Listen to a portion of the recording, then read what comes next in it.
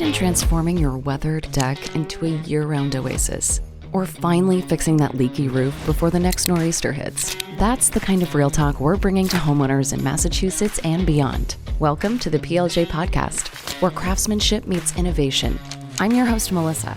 Welcome back to another episode of the PLJ podcast. I'm super excited because I've been wanting to have a local realtor on the show, and today is the day.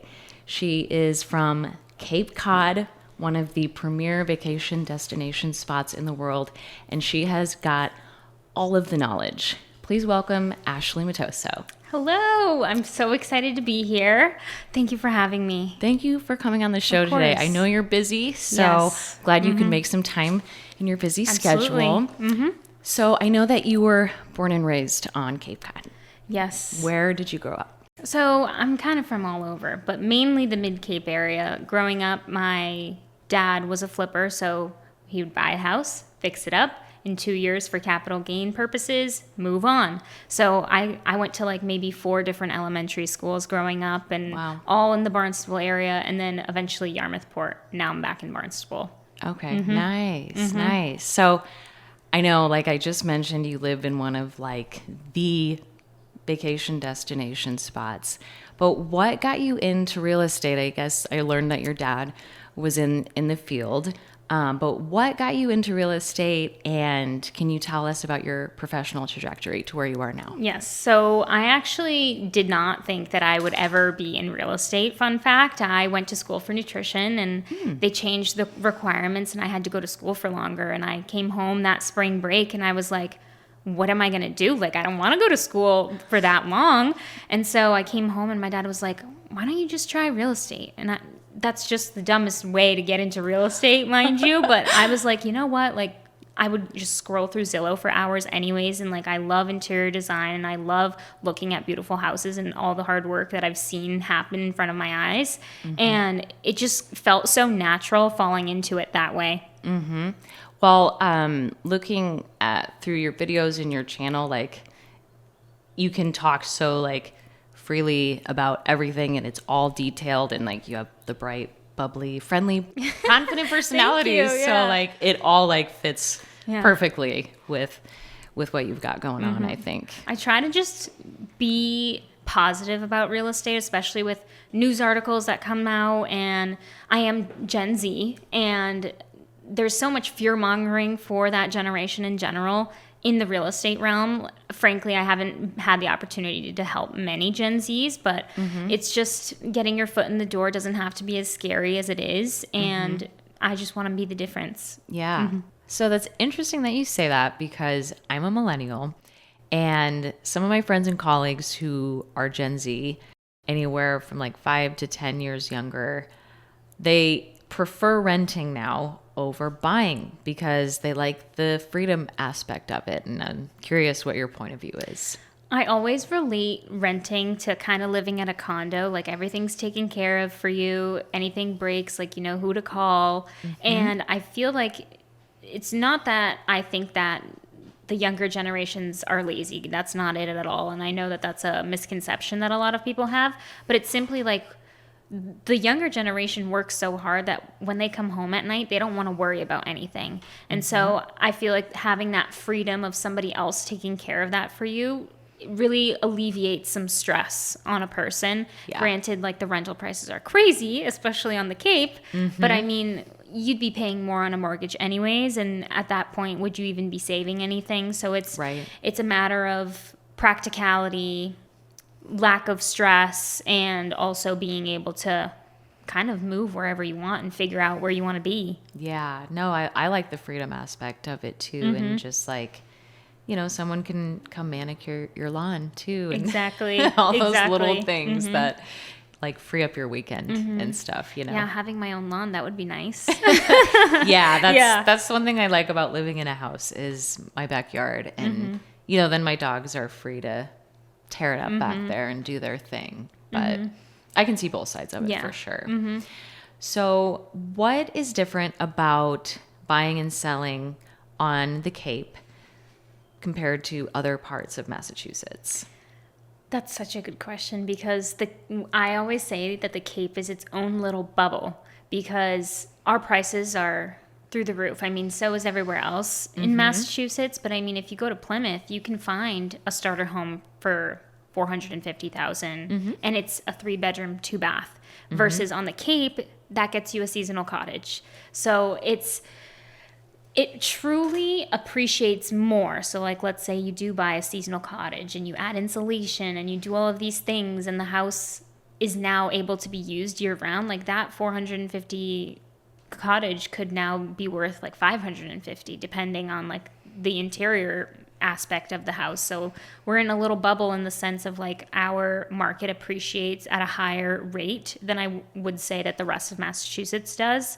And we will always have demand because we are kind of this destination. Tourism is very huge and very important to the Cape, and that's always going to be the case because you see it in books, you see it in the movies, you see it pretty much everywhere. And now with influencer culture, that even more people are coming down. Yeah. So it's always going to be a popular location, which is unfortunate for the locals who live here. But it's great if you acquire a property and in 5 years versus if you lived in Plymouth, your house could be worth way more than it would if it was in Plymouth. Yeah. And that's the one thing between buying and renting is like you build equity, you know, it's a good investment where like a brand new car loses 10K as soon as you drive it off the lot. So that's not a great investment. Exactly. With the exception of like the crash and whatnot. Yes, that's true. But for the most part, the Cape is just always a steady rate, appreciating 3 to 5% every year. And then obviously COVID changed a lot of things for us too. And whether you like it or hate it, it's just the reality that we live in, and we got to keep pushing through. For sure. Speaking of that, do you have any secret knowledge about the reconstruction of the Cape Bridges and how that is going to affect not just tourists, but people wanting to move there? I wish I had insight on this. I do know that a lot of homes that are in the Bourne area were taken by eminent domain. So essentially the government has this right and they pay you fair market value for your house, but they need the space in order to occupy the workers, do whatever they need. Maybe they just need the space like to make the bridge work happen. Yes. So I do know that has already occurred. So I don't know Yes. when their timeline is going to be cut short. I just know that the bridge is going to take a freaking long time to build. I know. And I fear... I don't go off Cape during the summertime. I avoid it like the plague unless it's like 11 o'clock at night. Okay, and that's so smart. I have no insights on that, unfortunately. But I do know for those families, I feel so horrible for them. Like, what are you going to do when the government comes knocking on your door and offers you I know. to take your home? So I don't know. I read that there were like 15 homes. So 15. At least it wasn't like a super large, a large number. But I live just on the other side in South Plymouth, like I'm 10 minutes from the Bourne Bridge. So the construction on the 3, they're just removing a lot of trees right now. I don't know. So there's a little backup, and it'll just kind of, I don't know if it's going to be different than normal Cape traffic or not. For the most part, it's going to stay the same because they're not tearing down the bridge anytime soon. So I think the new construction, I'm very curious to see exactly how they do it because I'm not an engineer. I can't understand that magnitude of a build, but I'm very interested to see how they make it all happen. And I'm still all for the Cape Tunnel. So for the locals, but I mean, that's a years long joke. So I don't know. They'll probably never do it. Can you explain the joke to our listeners? So the joke is that the locals only tunnel is a thing that we've been talking about for generations, practically since they've built the Sagamore Bridge back in the 19-whatevers. 30s. Yes. And so the idea is that they build a tunnel similar to how they have in the Boston area, like going towards the airport, that it could be like right underneath the water because it is a man-made canal. So I mean, you could. Yeah, some people are surprised when they learn that it's underwater. Exactly. They're like, no, it's not. Yeah. Like, yes, it is. The blue tiles, you see that? Means we're underwater. Cool. Yeah. Okay. Awesome. So with that being said, what's happening with the market on the Cape? Is it stabilizing? Is it rising? I mean, you show some really affordable homes available in Yarmouth Port, Dennis. So like, what's it doing right this minute? I'd say in general, the market is stabilizing itself with the interest rates being where they're at. And I don't necessarily see a 2020, 2021 market anytime soon because of the interest rates. So we are seeing more realistic pricing in terms of sellers and selling their homes.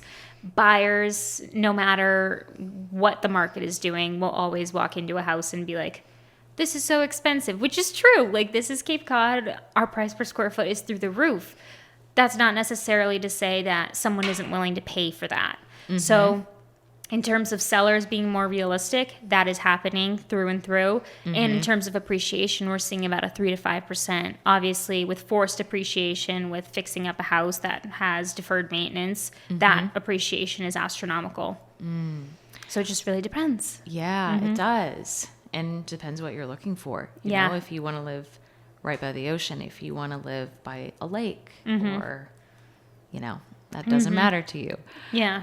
I was at a meeting a couple weeks ago. Maybe it was like 2 months ago. It was in February. And there was a local realtor there from the Cape.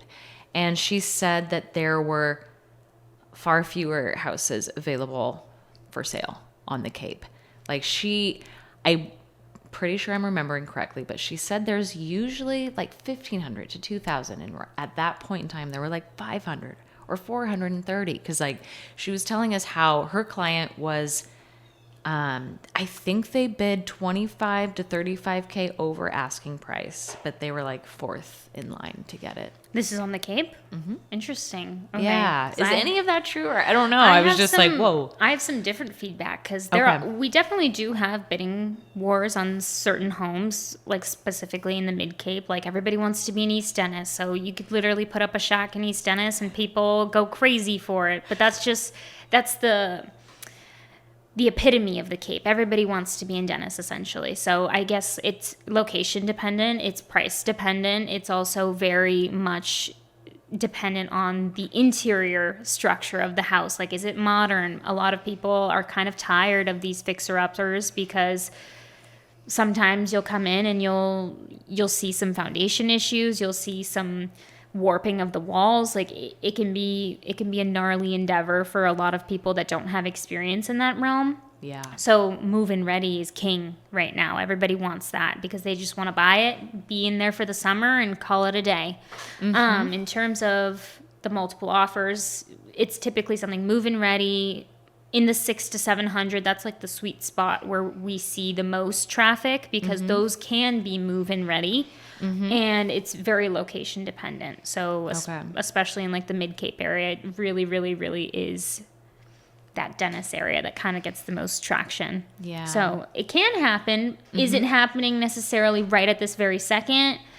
I can't tell you that for sure. Yeah. Show me the address and I could let you know. Yeah. No, that's a great point. Of course, PLJ specializes in exterior home remodeling, roofing, windows and doors, siding, trim. We do patios, and every now and then we do a bathroom. But what would you say is going to increase someone selling their home on the Cape? What's going to increase the value there most? How can they update it? What kind of things can they do to make it, ready and to make, a buyer want to buy it like immediately? We'll start with interiors. Okay. Kitchens and bathrooms are a must. Like, people want that nice curated aesthetic kitchen and bathroom. They want that done. Now, in terms of the exterior, which I think is the most important, I always tell my clients, like, you go in, have a blast inside. I'm going to walk around the outside. I'm going to be in the basement checking everything out because those are the most important things in a house. So siding, a newer roof. When I was purchasing my home, our roof was questionable. We didn't know when it was built, and that was something that like didn't off-put me, but definitely off-put a lot of buyers. So having those bigger arching things in the exterior, like if you start seeing the clapboards outside flipping up, like it's, you only know that there's only a couple more years on that. So it's time to switch it over. And that can be costly. A bundle of shingles is very expensive these days. So having a more aesthetic outside area is very important, especially landscaping and patios. Those are big key items. Yeah, I was talking to one of our builders last week, and they said that basically the exterior, like how have things shifted from construction and carpentry from 30 years ago till now? And they say that the exterior is much more important, almost more important now than the interior. I would agree with that. Okay. Because like people now, the look of the home it represents who they are even more so. And there's so many more options than there used to be. Like Absolutely. the PVC decking, and now you can have this immaculate deck space, which I would feel is one of the most important things moving to the Cape. You Absolutely. know, you want to host and you want to have that nice space that expands your home, but you're still enjoying your home. Because of course there's a lot of people who don't know the value of, and they just have their backyard. Yeah. You know, and they're like, oh, well, I can't grow grass, so I'm just going to do that, whatever. And that's very true. But I feel like now hardscapes are really in. So people want that little fireplace out there on a patio, and they're enjoying their deck space more. I've seen a lot of people put up screened in porches too, which I think is like kind of cool. Yes. I mentioned earlier I lived in Phoenix for a while, and I understood why they called them Arizona rooms. Because, you know, in Phoenix and a lot of the areas out there, you can be outside year round. Yeah. So like the screened porches and stuff, or all season rooms, I guess, which PLJ does as well. Yeah, I feel like that would be the number one thing on my list. Is Definitely. a deck and then an all seasons room. That's number one on my list for my house. That's then what I want to add. Yeah, and because then you can hang out when it rains. Because, you know, spring is rainy. Even in the winter, it's rainy, you know, when it's not so cold. So it's like, I still like being outdoors. Or, you know, outdoors when that's going on, you know? Screened in, no bugs. Yeah, yes, totally. Are there any coastal style finishes that are really popular right now? Sometimes I ask the guys here and they like dart that question. I'm like, what about shades? Because I know some shades don't do as well. They'll attract more or hold more from like the salt air and stuff. So have you seen any trends? At least with my personal buyers, when they purchase a home and they want to do some sort of exterior painting, 90% of the time, if they're not just replacing the shingle clapboards, they're going to be painting it, and they're going to be painting it either white, a light gray to kind of give it that weathered look that usually you get with the White cedar. Yeah, exactly. So, I mean, a light gray you can never go wrong with, and leaving them natural too. I think that personally looks really good, but I also like grew up on the Cape, and so like that's normal to me. And I have clients sometimes like coming from the Midwest, and they're like, why did they choose this material for the house? And I'm like, well, actually it repels bugs, so it's for your benefit. Totally. It does repel bugs. And like it just stands up better than any other material when they first started building out Exactly. here. So that was interesting to learn. And it's like, I guess because they removed so much over the last couple hundred years, like it's more rare. It is, yeah. Which it's quintessential New England, which I love, and it gives it every house that cottage feel, which I think is really interesting. And like you could be in a 5-bedroom house that has the clapboards outside, but it still feels very coastal and cozy and that quintessential Cape vibe that everybody's looking for, which is really nice. But for people that aren't from New England, it's definitely interesting because you do see more of that vinyl stuff elsewhere, or brick or stone, whatever they want to use in the South, or cement even. Yeah, and I guess part of it is like my neighbor has like the wood shingles like we do. We just repainted, but people don't want to have to paint every 5 years because it's a lot. It's expensive. Having just painted all of the walls inside of my home. It's exhausting. I'm like, Yeah. I don't ever want to paint ever again. Like, don't show me a paint bucket for a long time.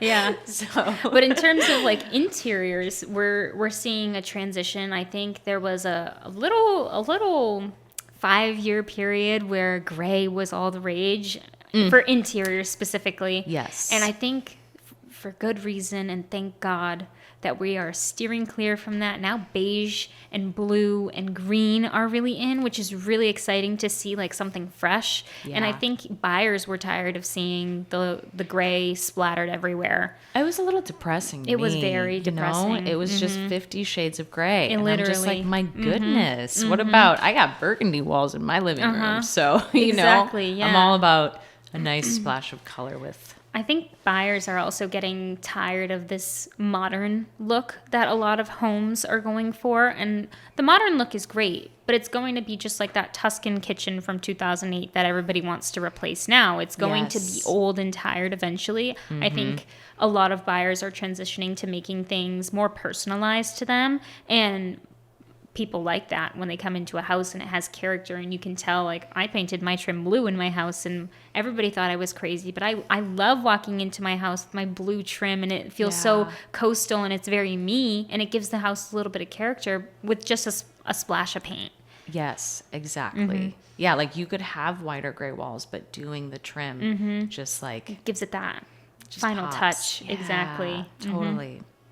Cool. So, couple final questions. What is your dream home? What does it look like, and where is it? You know, living on the Cape, everybody like always assumes that I'm going to say a beach house, but I do not want a beach house, actually. I want a house with like at least 2 acres, and I want a big family. So I want like at least 5 bedrooms, or to have a guest room or 2 for like company, because I love to host. And Totally. I definitely want something with the clapboards, and I want to leave them natural, and like maybe paint. I love blue trim, but painting the trim outside blue, and like a front porch, like a long front porch. Maybe a big farm porch. I don't know Yeah. if those can, I mean, I know there's farmhouses versus colonial, but yeah, the big vast ones, because they make the house look more grand, and it, makes it look wider. And I just see myself out there when I'm older with my cup of coffee and just on my little rocking chair. And that's just a dream of mine, but I want that. And then a outdoor space with like maybe an outdoor kitchen. Because like I said, I love to host, and just having people over in the summer. Oh, number 1 priority at my future dream house is an outdoor shower. I require one. My house right now does not have one. And it's very depressing.